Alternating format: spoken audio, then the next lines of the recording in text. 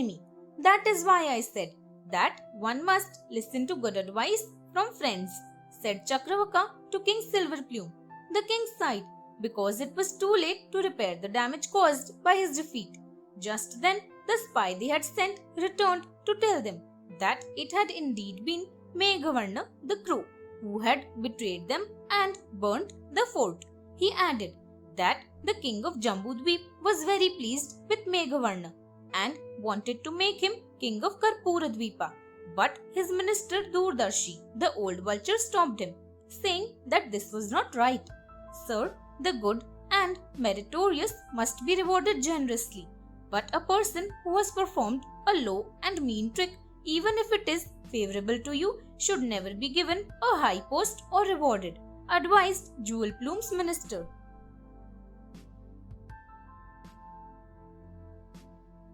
The sage helps a mouse. Doordarshi told King Jewel Plume the story of an arrogant mouse to illustrate his point of view. Long ago in a forest, there lived a sage named Mahatapas. One day, as he was meditating, a mouse, fleeing from a cat, jumped into his lap. Mahatapas gave it shelter and fed it grains.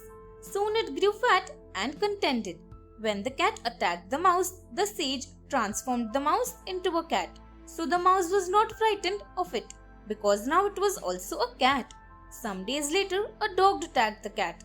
When the dog attacked it, the sage changed it into a dog so that it might defend itself. The mouse, who was now a dog, was very happy in his new shape. The sage allowed it to remain a dog.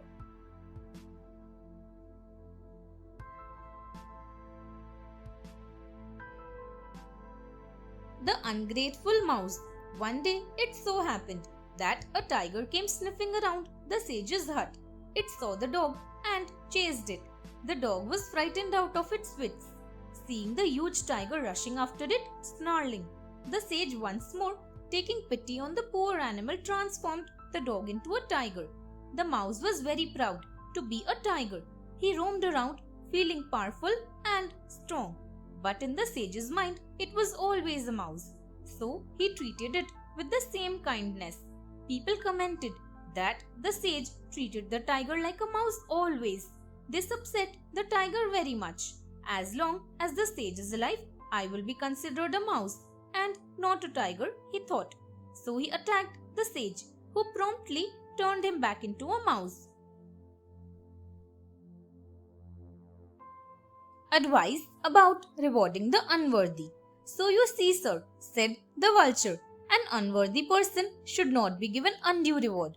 It is not easy to hold a kingdom like Karpuradweepa, sir, advised the vulture. You must find a good solution. If you give the charge to someone like Meghavarna, the Crow King, he will deceive you like he deceived King Jewel Plume earlier. He called the king's attention to the old story in which the crane deceived the fish. What is that story, Doordarshi? Asked the king.